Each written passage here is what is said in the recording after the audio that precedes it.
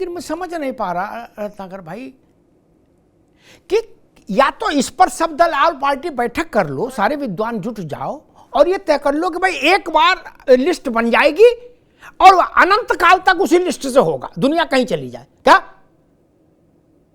जो जुड़ गया सो जुड़ गया, जो छूट गया छूट गया, हमें मतलब नहीं।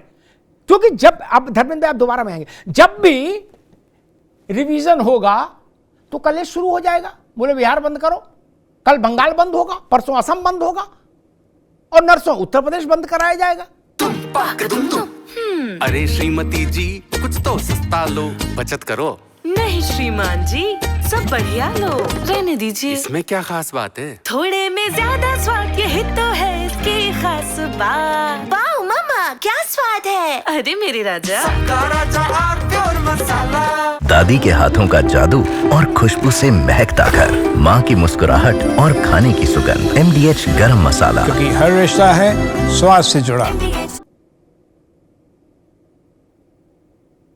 क्या इस दिशा में देश जाना चाहता है कि एक बार लिस्ट बन गई, उस पर रोली चावल लगा दिया, फूल डाल दिया, बोले अब यही हो गया फाइनल, अब फाइनल ओके।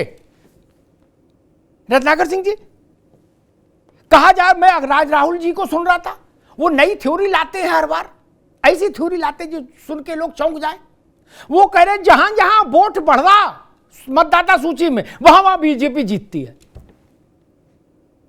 ये नई थ्योरी है।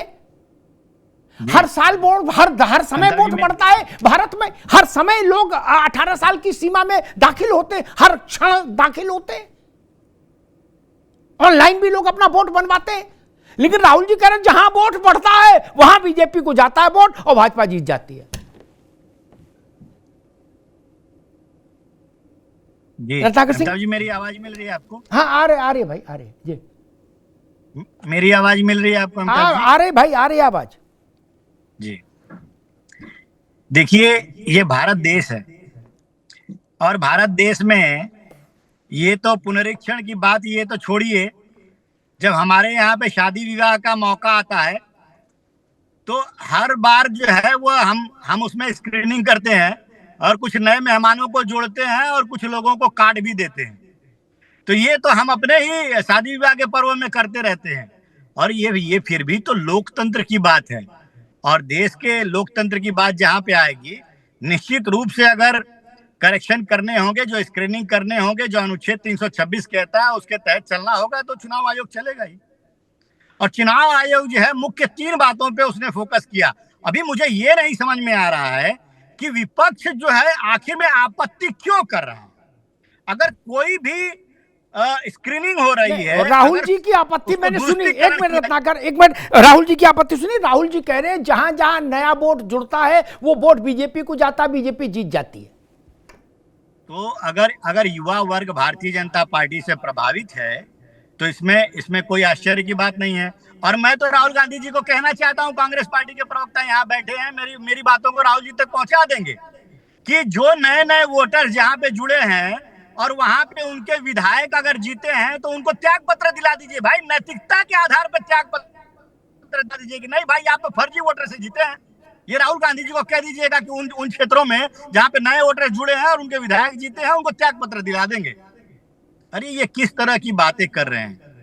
आज अगर स्क्रीनिंग हो रही है, अगर कोई भी प्रोसेस प्रक्रिया को दुरुस्तीकरण किया जा रहा है तो उस पर आपत्ति करने का कोई औचित्य ही नहीं।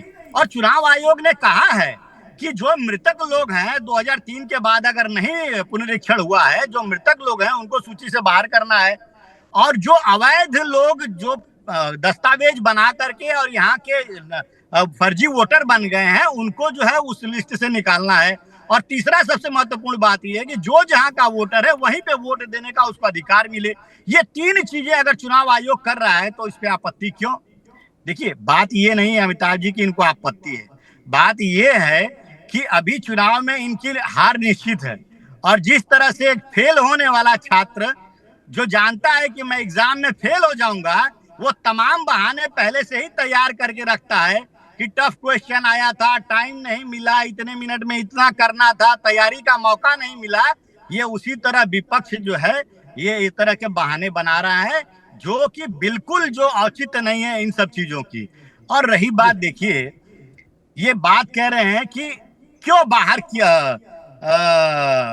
ये कैसे होगा, ये कैसे होगा, ये अभी यहाँ पे समाजवादी पार्टी के प्रवक्ता बोल रहे थे ये कैसे होगा। इनको जानकारी के लिए बता दूं कि 2003 में भी 21 दिन के अंदर ये स्क्रीनिंग हुई थी और अभी उस समय इतनी ज्यादा टेक्नोलॉजी थी नहीं। आज बहुत ज्यादा हद तक टेक्नोलॉजी है और बिहार में लगभग 1 लाख बीएलओ हैं और एक बीएलओ, एक परिवार में लगभग 5 वोटर होते हैं। एक बीएलओ अगर एक दिन में 50 परिवार भी कवर करता है, 50 घर भी जाता है, तो ये जो आंकड़ा है ना वो बहुत छोटा आंकड़ा है जिसको कवर कर लेके। देखिए ये इनको सिर्फ जनता को गुमराह करना है, जनता को बरगलाना है। अभी आपने सुना तेजस्वी यादव कह रहे थे कि ये इतने दस्तावेज, 11 दस्तावेज कहां से लेकर आए भाई आदमी। तो इनकी जानकारी के लिए बता दूं, 11 दस्तावेज जो दिए हैं उसमें से कोई एक दस्तावेज दिखाना है भाई, और वो भी जो 2003 के पहले के वोटर हैं उनको नहीं दिखाना है। ठीक, तो आप एक दस्तावेज नहीं दिखा सकते और इतना हो हल्ला कर रहे हैं। और दूसरी चीज ये कह रहे थे अभी कांग्रेस पार्टी के जो प्रवक्ता हैं कि कोई बाहर का है तो वो कैसे सत्यापित करेगा। मैं आपको बता दूं अमिताभ जी, मैं पूर्व मुख्य चुनाव आयुक्त की बात सुन रहा था। स्पष्ट तौर से कहा है कि बीएलओ घर में जाएगा, वो वहां पे आपके जो भी मेंबर्स हैं, वो जो बाहर बैठे हैं, जो दिल्ली में है, कलकत्ता में है, मुंबई में है, उनका वो वहीं से सत्यापन कर लेगा, पूछेगा, पैन नंबर पूछेगा, मोबाइल नंबर पूछेगा, बस सिंपल सी प्रक्रिया है। और आपको उसको इतना एस्केलेट करके और इसको इतना कठिन बनाने की जो बात कर रहे हैं आप, ठीक, ये बिल्कुल गलत है और बिल्कुल जो जनता को गुमराह करने की बात है ये। ठीक। मनीषा जी, एक नई बात जिस पर बहस चल रही और है। एक बात कहना चाहूंगा मैं अमिताभ जी, और एक बात कहना चाहूंगा, शायद मेरी आवाज कट रही है, मैं एक बात और कहना चाहूंगा। मेरी आवाज मिल रही है आपको? हाँ मिल रही भैया, जल्दी करो। हाँ बिल्कुल अमिताभ जी, मैं एक बात और कहना चाहूंगा। ये कांग्रेस पार्टी या विपक्षी लोग जहां जहां पे जीतते हैं वहां पे चुनाव आयोग जो है वो बिल्कुल सही होता है। हाँ, चुनाव आयोग ने सही काम किया।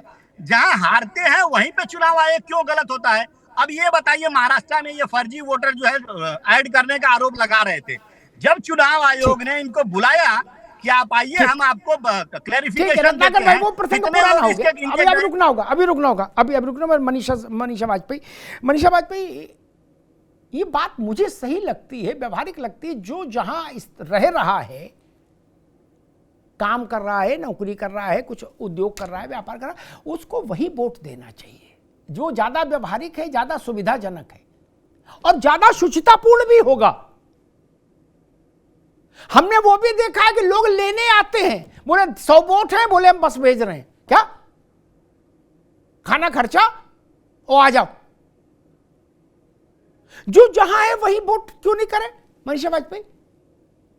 जी हाँ, बिल्कुल सही बात है आपकी कि जो जहां है वो वहीं वोट क्यों ना करे और उसको वहीं पे अधिकार मिलना चाहिए। अगर यहाँ से कोई शिफ्ट हो गया है, वो एएसडी वाली प्रक्रिया में ही आ जाता है कि जहाँ शिफ्ट हो गया लेकिन अब वो यहाँ पे तो वेकेंट हो गई, वहां पे उसको अधिकार नहीं मिल रहा है। इसी कारण आप ये देखिए, जो हम लोग का वोटिंग परसेंटेज है वो डाउन हो जाता है। इसी कारण से एक नया कैंपेन चल रहा है, एक राष्ट्र एक चुनाव का, कि एक ही बार में चुनाव हो। जो जहाँ पे है अगर वही उसको वोट डालने जाना है तो भाई वो एक ही बार आएगा और अपना वोट डाल देगा, चाहे वो विधानसभा के चुनाव हो चाहे वो लोकसभा के चुनाव हो। ये आगे मुझे लगता है ये भी आगे एक विषय चर्चा का फिर से बनेगा, और जो जहाँ पे है वहां पे वो डाले। और मैं गौरव जी और धर्मेंद्र जी से एक बात कहना चाहूंगी कि आप लोगों के जो राष्ट्रीय अध्यक्ष हैं वो एक बात बार बार कह रहे हैं कि बिहार में बाढ़ की संभावना है और बाढ़ आ जाएगी, कागज नहीं मिलेंगे। अरे ये कागज तो आपको बैंक के केवाईसी के लिए भी रखने पड़ते हैं, कहीं नौकरी करेंगे उसके लिए भी रखने पड़ेंगे, कहीं पे आप जमीन खरीदेंगे उसके लिए भी रखने पड़ेंगे। सारे कागज आपके पास रहते हैं, खाली अवैध प्रवासियों के पास कागज नहीं होंगे क्योंकि वो यहाँ के निवासी नहीं है। आपका जो हाई स्कूल का प्रमाण पत्र होगा, जो किसी भी मान्यता प्राप्त बोर्ड से होगा, किसी यूनिवर्सिटी का सर्टिफिकेट होगा, बहुत सारे कागज है। तो ये निर्भुल बात मत कहिए। दूसरी बात, आप लोग एक ये बात कह रहे हैं कि पीडीए के अधिकारों का हनन है, तो यहाँ पे वो भी नैरेटिव नहीं चलेगा, क्योंकि बहुत ये जितने भी नौकरी वाले हैं, जो भी बाहर भी जाते हैं, वहां भी रहते हैं, रोजगार के प्रयास में हैं, जो योजनाओं का लाभ ले रहे हैं, वो सभी अपने डॉक्यूमेंट्स दिखाते हैं। तो हर व्यक्ति एक कागज लिए बैठा है, तो वो इस बार आपके इस नैरेटिव में नहीं आएंगे। ये एक तो वास्तव में आप लोग भ्रमित करने का कार्य कर रहे हैं।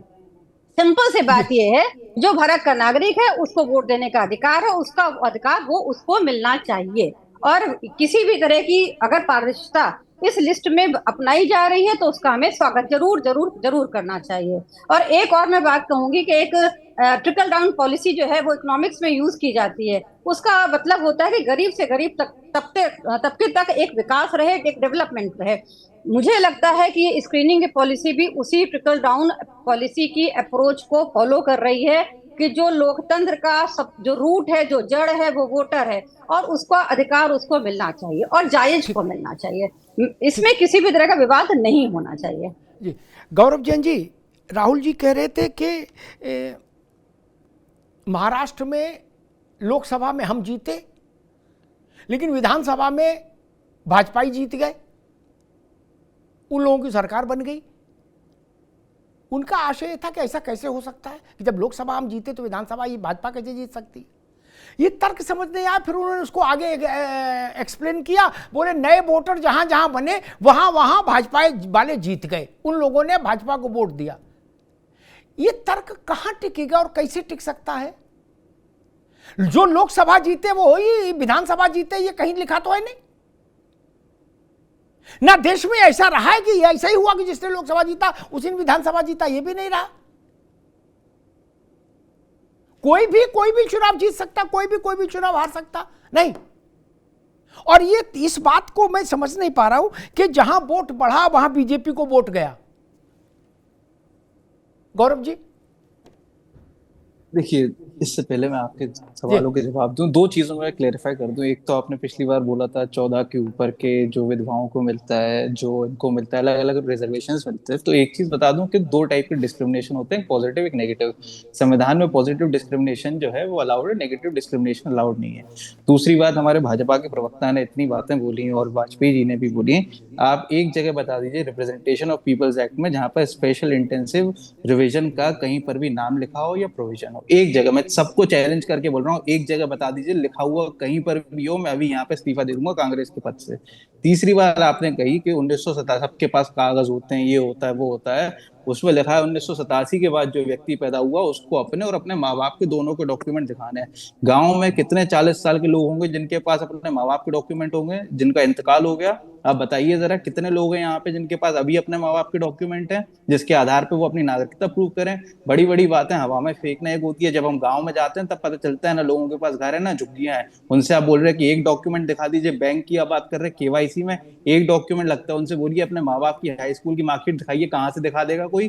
तीसरी बात आपने बोली कि राहुल गांधी जी ने बोला कि वहां लोकसभा और विधानसभा में 6 महीने में 1.5 करोड़ वोटर आपने ऐड कर दिया, 80 लाख वोटर आपने ऐड कर दिए। 6 महीने में 80 लाख आबादी बढ़ जाएगी क्या किसी प्रदेश की? फिर आप बोलते हैं कि इसमें एनोमली नहीं आई। चौथी बात जो बोल रहे हैं कि यहाँ पे SIR क्यों करा रहे हैं, कैसे करा रहे हैं, क्यों करा रहे हैं? जब उसमें आपका SSR हुआ था 6 महीने, उसमें आपके वहां पर कोई एनोमली नहीं आई, तो फिर आप कहाँ से एक नई वहां पर प्रक्रिया चालू कर रहे हैं?